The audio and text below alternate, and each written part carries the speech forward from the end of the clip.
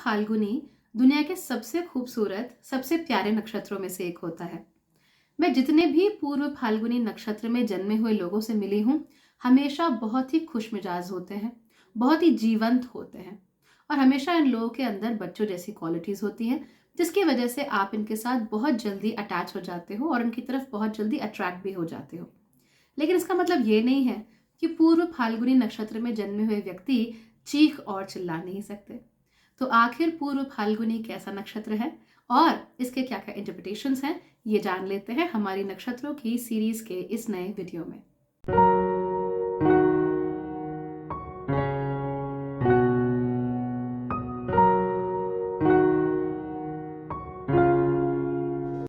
नमस्ते। Bhagyashree holistic astrology में आप लोगों का एक बार फिर से स्वागत है। यहाँ पर हम बात करते हैं पॉजिटिव, इंस्पायरिंग और होलिस्टिक एस्ट्रोलॉजी के बारे में, यानी कि एक ऐसा ज्योतिष जो कि आपके पॉजिटिव पॉइंट्स को मैक्सिमाइज कर सकता है और आपके नेगेटिव पॉइंट्स को मिनिमाइज करने में आपकी मदद कर सकता है। शायद आप लोगों को अब तक पता लग ही चुका होगा कि मेरा गला थोड़ा सा बैठा हुआ है, लेकिन मैं कोशिश कर रही हूँ कि आवाज़ एटलीस्ट आप लोगों को समझ में आ सके। नक्षत्रों की सीरीज के इस नए वीडियो में हम बात करने वाले हैं पूर्व फाल्गुनी नक्षत्र की। इससे पहले हम मघा नक्षत्र तक के बारे में बात कर चुके हैं। तो अगर आपका या आपके अपनों का नक्षत्र मघा या उससे पहले वाले नक्षत्र हैं, तो इस नक्षत्र की सीरीज में आप उनके बारे में जाकर जान सकते हैं, वीडियोस देख सकते हैं। हमेशा की ही तरह एक नक्षत्र के वीडियो को मैं 2 वीडियोस में डिवाइड करने वाली हूँ। पहले वीडियो में हम बात करेंगे उस नक्षत्र की बेसिक क्वालिटीज या कैरेक्टरिस्टिक्स की, और दूसरे वीडियो में हम बात करेंगे इंटरप्रिटेशंस की। ये पार्ट 1 है। तो चलिए सबसे पहले ये जान लेते हैं कि पूर्व फाल्गुनी नक्षत्र के साथ कौन कौन से सिंबोलिज्म्स या कौन कौन से कनेक्शंस जुड़े हुए हैं। इस नक्षत्र के स्वामी हैं वीनस यानी कि शुक्र। अब जहां पर भी शुक्र आ जाते हैं, वो हमेशा ऐसे लोगों को जन्म देते हैं जो कि दूसरों के साथ बहुत आसानी से कनेक्ट कर सकते हैं, देखने में बहुत ही प्लेजेंट होते हैं, यानी कि फीचर्स बहुत शार्प हो या ना हो, चेहरा बहुत अट्रैक्टिव हो ना हो, उसके बावजूद भी देखने में बहुत प्लेजेंट लगते हैं। आप इनकी तरफ स्वतः ही आकर्षित होंगे। अगर एक ग्रुप है जहां पर 10 लोग खड़े हैं और उन 10 लोगों में से एक बहुत ही खूबसूरत व्यक्ति है और एक बहुत ही शायद बदसूरत व्यक्ति है, तो भी आपकी नज़र उस एवरेज लुकिंग और बहुत प्लेजेंट लुकिंग व्यक्ति पर जाएगी जिसका जन्म पूर्व फाल्गुनी नक्षत्र में हुआ है। शुक्र की वजह से ही ये लोगों के साथ बहुत अच्छे अपने संबंध भी बना लेते हैं और शुक्र की ही वजह से इन्हें अच्छा खाना खाने का बहुत शौक होता है। और ये शौक हम तब भी देख सकते हैं कि ये नक्षत्र पूरी तरीके से लियो यानी कि सिंह राशि में होता है। और सिंह राशि हमारा डाइजेशन का जो ऊपरी हिस्सा है और हमारा जो हार्ट एंड सर्कुलेशन सिस्टम है उसको भी कंट्रोल करती है। यही वजह होती है कि अगर आपका जन्म पूर्व फाल्गुनी नक्षत्र में हुआ है तो आपको अच्छा खाना खाने का बहुत शौक होता है। तो अपनी रोज़मर्रा की ज़िंदगी में चाहे आप कुछ भी खाते हो, आप कोशिश ज़रूर करेंगे that you get to taste the best things in the world. Okay, तो हर हफ्ते में एक बार आप कुछ बहुत अच्छा, बहुत रिफाइंड फूड खाने की कोशिश करेंगे। और इसका मतलब ये नहीं कि आप चटोरे हैं, इसका सीधा साधा मतलब सिर्फ ये होता है that you like good food. तो अगर आपको किसी बहुत महंगे से रेस्टोरेंट में जाकर एक ऐसी डिश खानी है जिससे पेट नहीं भरता बट आंखों को देखने में बहुत अच्छा लगता है, टेस्ट बहुत अच्छा है, और या आपको रोड साइड खड़े होकर गोलगप्पे खाने हैं, तो आप दूसरे ऑप्शन को छोड़ देंगे और पहले ऑप्शन को चुनेंगे because you like good things, refined things. Venus भी ऐसी ही चीज़ों को कंट्रोल करता है। कैसी चीज़ों को? गुड थिंग्स को, रिफाइंड थिंग्स को, बैलेंस को, हार्मनी को, कंफर्ट्स को एंड लग्जरीज को। और यही वजह होती है कि ये जो नक्षत्र है इसको लग्जरीज में बहुत इंटरेस्ट होता है। वैसे भी ये लियो के रेल में आता है। लियो यानी कि सिंह राशि, यानी कि जो रॉयल राशि होती है उसमें आता है। तो एक तो रॉयल्टी आ गई, ऊपर से यहाँ पर वीनस है, तो वीनस की वजह से ये क्या करते हैं, इनका जो ध्यान होता है कंफर्ट्स की तरफ, लग्जरीज की तरफ थोड़ा ज़्यादा हो जाता है। ये बात आपको मघा में देखने को नहीं मिलेगी क्योंकि मघा के ऊपर रिस्पॉन्सिबिलिटी ज़्यादा होती है। वो केतु का नक्षत्र है। अब केतु क्या है? केतु एक्टिवली इंडल्ज नहीं करता किसी भी चीज़ में, यानी एक्टिवली वो लग्जरीज एंड कंफर्ट्स को सीख नहीं करता है।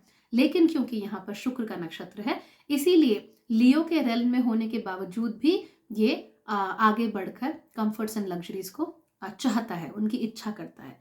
तो इन लोगों के अंदर कंफर्ट्स को पाने की, अच्छी चीज़ों को पाने की, अच्छी चीज़ों को एंजॉय करने की, उन्हें एक्सपीरियंस करने का एक नेचुरल टैलेंट होता है इन लोगों के अंदर। So you will always see this in a Purva Phalguni nakshatra person, unless and until Venus बहुत ही खराब स्थिति में है, सूर्य बहुत ही खराब स्थिति में है और ये लोग बिल्कुल अपने आप को समझ नहीं पा रहे हैं या बिल्कुल दबे कुचले माहौल में रहे हैं जहाँ ये कुछ अपने आप को एक्सप्रेस ही नहीं कर पाते, आप नोट करेंगे कि इन लोगों का ध्यान अक्सर अच्छी चीज़ों की तरफ ज़्यादा रहता है।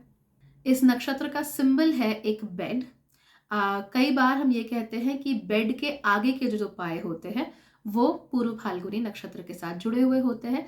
इसके अलावा जो हैमक होता है, आपने देखा होगा, हम जब ट्रॉपिकल कंट्रीज में वेकेशंस की बात करते हैं तो एक झूला सा नहीं होता, दो पेड़ों के बीच में टांग देते हैं और उसमें जाकर आप झूलते रहते हैं आराम से लेटकर, वो हैमक, उसको भी इसके साथ जोड़कर देखा जाता है।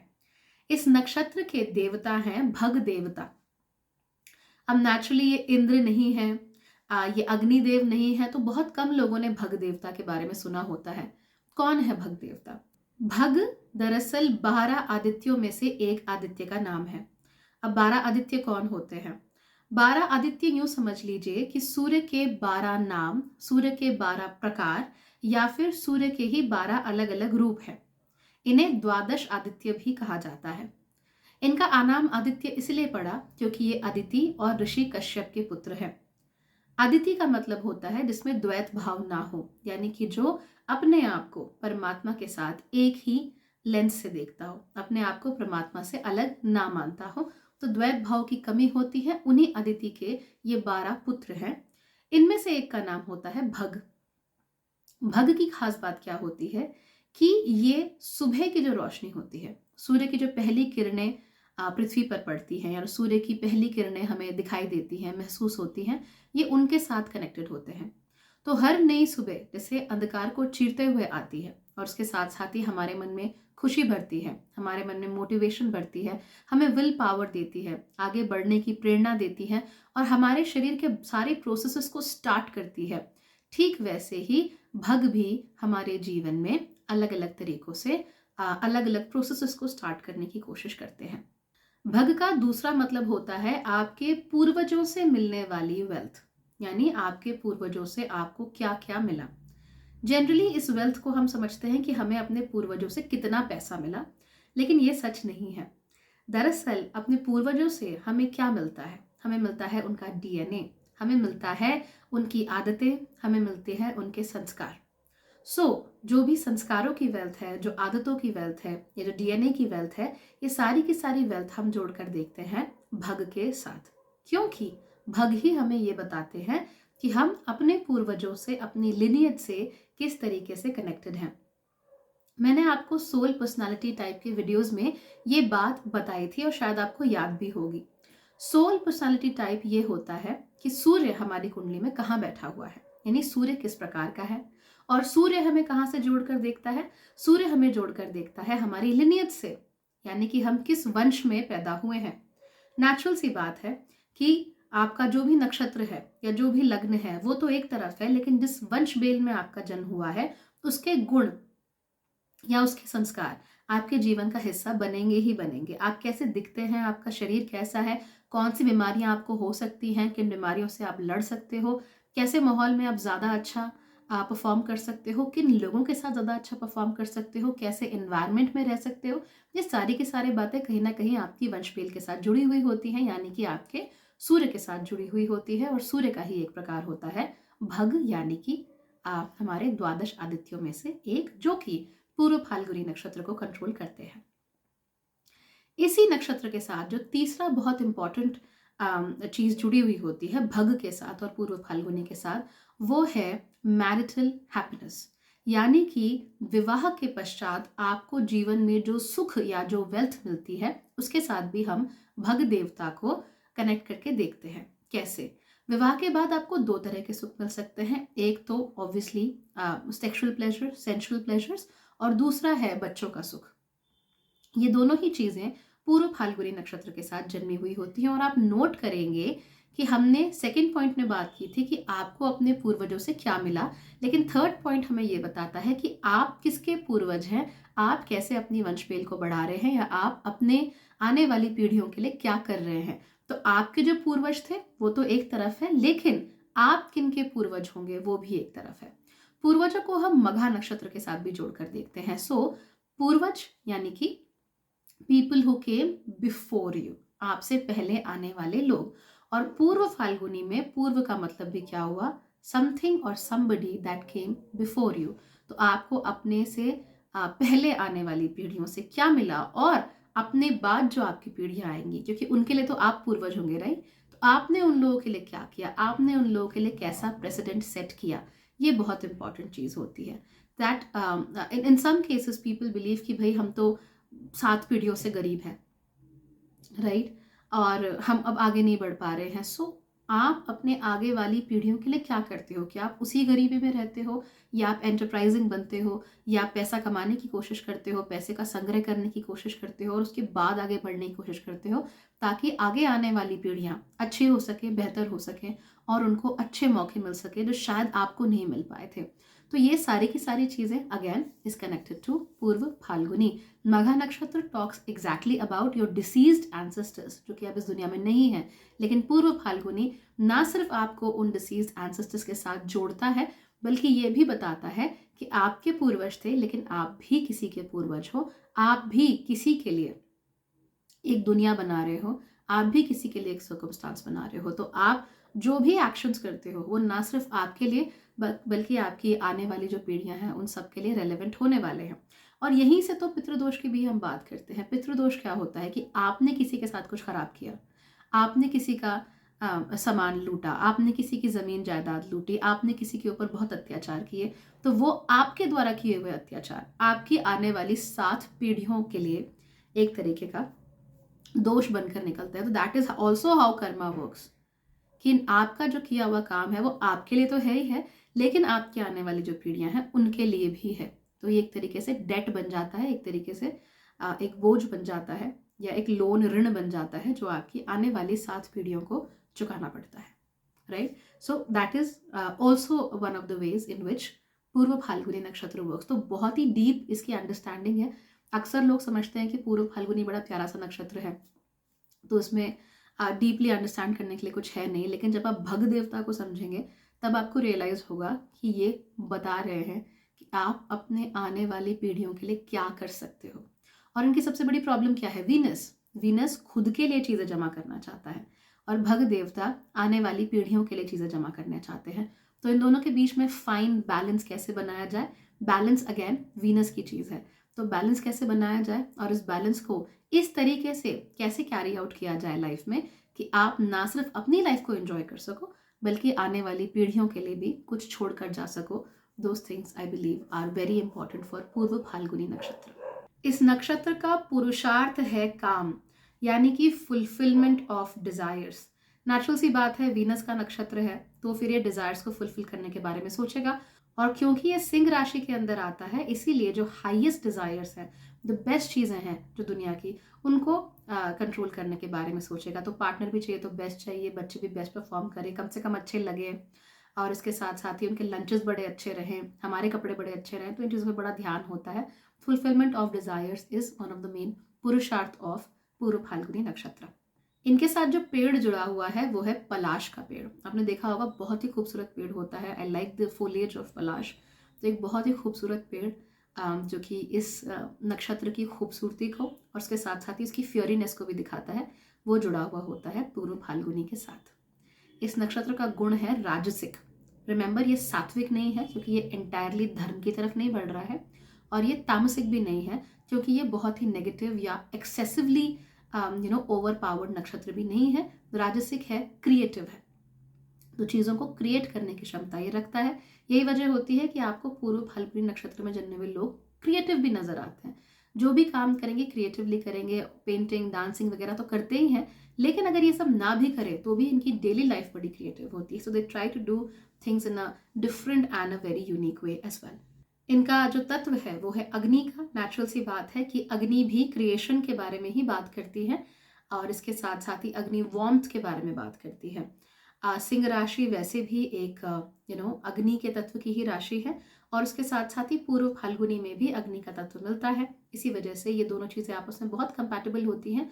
और आप देखेंगे कि इस राशि के लोग रीगल होते हैं, रॉयल होते हैं, यानी रॉयल्टी बहुत ज़्यादा होती है उनके अंदर, और साथ ही साथ अगर गुस्सा आए तो चीज़ें खराब भी हो सकती हैं। और इस चीज़ को थोड़ा और इंटेंसिफाई करने के लिए हम ये देखते हैं कि नक्षत्र का टाइप कैसा है। ये एक उग्र नक्षत्र है। उग्र क्यों है आप समझ गए, सिंह राशि है, अग्नि तत्व की राशि है, इस नक्षत्र का अपना तत्व भी अग्नि है और इसी वजह से ये बहुत ही उग्र नक्षत्र हो जाता है। चाहे ये कितने भी प्लेजेंट, कितने भी क्यूट, कितने भी अट्रैक्टिव लोगों को जन्म दे, उनके अंदर उग्रता होती है। लेकिन इस उग्रता का इस्तेमाल वो तभी करते हैं जब जरूरत हो। जैसे मघा नक्षत्र में ऐसा नहीं होता। मघा नक्षत्र वाले जनरली जो अपने काम कर रहे हैं उसमें भी थोड़ी उग्रता दिखा सकते हैं, चाहे वो कोशिश ना भी करें तो भी थोड़ी सी डिस्ट्रक्टिव टेंडेंसीज उनके अंदर हो जाती है। जो भी काम करते हैं थोड़ा सा फोर्सफुली करते हैं। पूर्व फाल्गुनी के साथ ऐसा नहीं है। ये लोग जब गुस्से में होते हैं तभी अपनी उग्रता का प्रदर्शन करते हैं, अदरवाइज उनका ये जो हिडन साइड है, जो उग्र साइड है, वो पूरी तरीके से ढकी हुई रहती है। तो तब तक आप उनको बिल्कुल पागल नहीं कर देते, समथिंग गोज एब्सोल्युटली रॉन्ग, तब तक ये लोग चीखना चिल्लाना और आप लोगों को उल्टी सीधी बातें कहना शुरू नहीं करेंगे। लेकिन अगर एक बार शुरू कर दिया तो फिर आप सुनना नहीं चाहेंगे। They are too much when it comes to it, when push comes to shove. Purva Falguni वाले लोग इतना चीख कर या इतनी तीखी बातें भी बोल सकते हैं कि आपने सोचा भी ना हो। सो उग्रता है अनडाउटेडली। जनरली उसे क्रिएटिवली इस्तेमाल करते हैं, बाहर नहीं आने देते गुस्से के रूप में। इसको हम एक और चीज के साथ जोड़कर देख सकते हैं, वो है इस नक्षत्र का दोष। नक्षत्र का जो आयुर्वेदिक दोष है वो है पित्त। पित्त अगेन फायर के साथ कनेक्टेड होता है। तो आप बहुत सारी चीजें नोट कर रहे हैं जो फायर से रिलेटेड है। अब देखिए, राशि कौन सी है, सिंह, जो कि फायर साइन है। राशि के स्वामी कौन है, भग देवता, जो कि सूर्य का एक रूप है। अगेन फियरी है, फायर है उनमें। उसके साथ साथ ही नक्षत्र अपने आप में उग्र है, नक्षत्र का तत्व भी अग्नि है और पित्त दोष भी यहाँ पर देखने को मिलता है, यानी कि excessive fire in the system. यही वजह होती है कि ऐसे लोगों को एक तो पानी ठीक ठाक पीना चाहिए और उसके साथ साथ ही पित्त से रिलेटेड चीज़ों से थोड़ा सा सावधान रहना चाहिए। मेरे जो कंसल्टेशंस हुए हैं अभी तक, मैंने बहुत नोट किया है कि साइनस इश्यूज, सर्दियों के मौसम में साइनस के इश्यूज बहुत ज़्यादा देखने को मिलते हैं पूर्व फाल्गुनी नक्षत्र में। और इसके साथ साथ ही कमज़ोर डाइजेशन या हाइपर एक्टिव डाइजेशन, ऐसे इश्यूज भी पूर्व फाल्गुनी नक्षत्र में बहुत ज़्यादा देखने को मिलते हैं।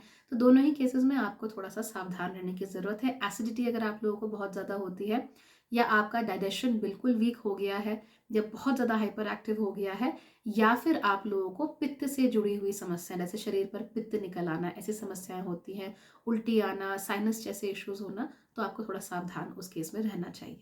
इस नक्षत्र की नाड़ी है मध्य।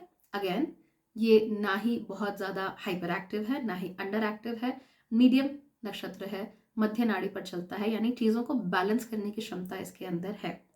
इसका गण है मनुष्य। अगेन राजसिक नक्षत्र, मनुष्य है, मध्य नाड़ी, यानी कि यह नक्षत्र किसी भी तरफ जा सकता है। ये चाहे तो अपने अंदर की राक्षसी टेंडेंसीज को डेवलप कर सकता है, ये चाहे तो अपने अंदर की जो दैव टेंडेंसीज हैं उनको भी डेवलप कर सकता है। So it all depends on the kind of environment जहाँ पे पूर्व फाल्गुनी नक्षत्र के लोग जन्मे हैं। Again what matters to them, इनके लिए सबसे ज़रूरी क्या है कि इनको अपने पूर्वजों से क्या संस्कार मिले हुए हैं और कैसे एनवायरमेंट में इनका जन्म हुआ है। यही वजह होती है कि पूर्व फाल्गुनी नक्षत्र में आपको कई सारी वैरायटी देखने को मिल जाती है। सो अगर घर का एनवायरमेंट अच्छा है, जहाँ पर चीखना चिल्लाना ज़्यादा नहीं होता, तो ये फिर भी रिलेटिवली शांत होंगे एज कम्पेयर टू अदर पूर्व फाल्गुनीज, जहाँ पे चीखना चिल्लाना, चीज़ें पटकना बहुत कॉमन है, राइट, क्योंकि वहाँ से वो वही चीज़ें सीखते हैं। तो ये जो पूर्वजों वाले संस्कार हैं ये डिसाइड करते हैं कि मनुष्य गण वाले, राजसिक गुण वाले और मध्य नाड़ी वाले ये लोग किस दिशा में जाते हैं। अगर हम नक्षत्र योनि की बात करें तो उनकी योनि होती है मूषक। ये नक्षत्र, जैसा कि मैंने आपको बताया, पूरी तरीके से कनेक्टेड होता है लियो यानी कि सिंह राशि के साथ। लेकिन अक्सर पूर्व फाल्गुनी में हम कुछ अलग अलग किस्म के सिंबोलिज्म्स देखते हैं। जैसे कि कुछ लोगों के अनुसार पूर्व फाल्गुनी को कनेक्ट करना चाहिए पलाश के पेड़ के साथ, कुछ लोगों को लगता है कि अंजीर के पेड़ के साथ कनेक्ट करना चाहिए। फिर कुछ लोग ऐसे भी होते हैं जो कहते हैं कि ये बेड के पहले 2 पायों को रिप्रेजेंट करता है, कुछ लोगों को लगता है कि दूसरे 2 पायों को रिप्रेजेंट करता है, कुछ लोगों को लगता है कि ये हैमक यानी झूला होता है उसके साथ ये रिप्रेजेंट करता है। उसी के साथ साथ कुछ लोगों को लगता है कि ये नक्षत्र उग्र नहीं है, कुछ को लगता है कि उग्र है। मैंने ऐसे भी लोग देखते हैं जो कहते हैं कि इस नक्षत्र का तत्व पानी का है, ना कि अग्नि का। लेकिन ये सारी की सारी चीज़ें जो हैं उनमें बहुत ज़्यादा कन्फ्यूज़ होने की ज़रूरत नहीं है। जब भी आप उस नक्षत्र को, उसकी क्वालिटीज़ को अगर आप ध्यान से देखेंगे तो आपको रियलाइज़ होगा कि ये एग्जैक्टली जा कहाँ रहा है, वो आपको सही रास्ता दिखा देगा। तो जहाँ तक उसके तत्व की बात है, तो अगेन तत्व तो मैं अग्नि ही मानती हूँ, लेकिन पेड़ चाहे अंजीर का हो या पलाश का, उसका रिप्रेजेंटेशन लगभग सेम ही होता है। और उसके साथ साथ ही चाहे आप बेड के फ्रंट हिस्से को ले, चाहे आप हैमक को ले, eventually it is the same thing. तो बहुत ज़्यादा कन्फ्यूज़ होने की यहाँ पर ज़रूरत होती नहीं है। पूर्व फाल्गुनी नक्षत्र में जिन लोगों का जन्म होता है वो स्वीट होते हैं, बहुत अडोरेबल होते हैं, बच्चों जैसी क्वालिटीज़ होती हैं, चीज़ों को एंजॉय करना पसंद करते हैं। शादी और शादी से जुड़े हुए जितने भी प्लेजर्स होते हैं उसको ये एंजॉय करना बहुत पसंद करते हैं। तो अगर आप ऐसे लोगों से मिलते हैं या अपने जीवन में ऐसा कोई व्यक्ति चाहते हैं जिसे जॉइंट फैमिली में रहने में कोई प्रॉब्लम ना हो, जो आपके और आपके दोस्तों के साथ बहुत अच्छे से घुल मिल जाए और दोस्तों के घर आने पर नाक भौं ना सिकोड़े या रिश्तेदारों के घर आने पर परेशान ना हो, तो आपको पूर्व फाल्गुनी नक्षत्र में जन्मे हुए किसी व्यक्ति की ज़रूरत है। बिकॉज बहुत सोशल होते हैं ये लोग, और दूसरों के साथ कैसे खुद को अटैच करना है, कैसे उनसे बात करनी है, डिप्लोमेटिकली कैसे जीना है उनके साथ, जनरली ये लोग बहुत अच्छे से जानते हैं। अगर मैं गलत नहीं हूँ तो शायद शिव जी की शादी भी पूर्व फाल्गुनी नक्षत्र में ही हुई थी। तो शादी और शादी से रिलेटेड सारी चीज़ों के लिए पूर्व फाल्गुनी नक्षत्र अच्छा माना जाता है। जैसा कि मैंने आपको पहले भी बताया कि मघा जो दूसरा नक्षत्र है लियो के अंदर, उस नक्षत्र में रिस्पॉन्सिबिलिटीज उठाने की ज़्यादा शक्ति होती है, लेकिन जहाँ पर हम पूर्व फाल्गुनी की बात करते हैं वहाँ पर शेर की तरह रॉयली इंजॉय करने की बात होती है। तो शेर जंगल का राजा है, जहाँ जंगल की रिस्पॉन्सिबिलिटीज़ हैं वहाँ तो मघा नक्षत्र है, लेकिन जहाँ जंगल में ऐश करने वाली बात है या एंजॉय करने वाली बात है वहाँ पर पूर्व फाल्गुनी नक्षत्र आ जाता है। तो यहाँ पर ये एस्टरिज्म कहीं ज़्यादा इफेक्टिव होता है, that you are enjoying life, you are being with your family, आप पार्टीज़ कर रहे हो, आप अच्छी चीज़ें खा रहे हो, अच्छा कपड़े पहन रहे हो, दूसरों से बेहतर दिख रहे हो, आपके पास जूल्स है, क्राउन है, ऑल दीज थिंग्स जो कि अगेन रॉयल्टी या रिगैलिटी के साथ जुड़ी हुई होती है और उसका ही एक अभिन्न अंग है, उसको पूर्व फाल्गुनी नक्षत्र दिखाता है। सो आई होप कि आपको जो बेसिक कैरेक्टरिस्टिक्स थी पूर्व फाल्गुनी की वो अच्छे से समझ में आ गई होंगी। अगर समझ आ गई हैं तो फिर दूसरा वीडियो ज़रूर देखिए, क्योंकि इसके दूसरे भाग में हमने ये डिस्कस किया है कि पूर्व फाल्गुनी नक्षत्र में जन्म लेने वाले व्यक्ति एग्जैक्टली होते कैसे हैं, यानी कि इंटरप्रिटेशंस पूर्व फाल्गुनी नक्षत्र के क्या हैं। Thank you so much for watching.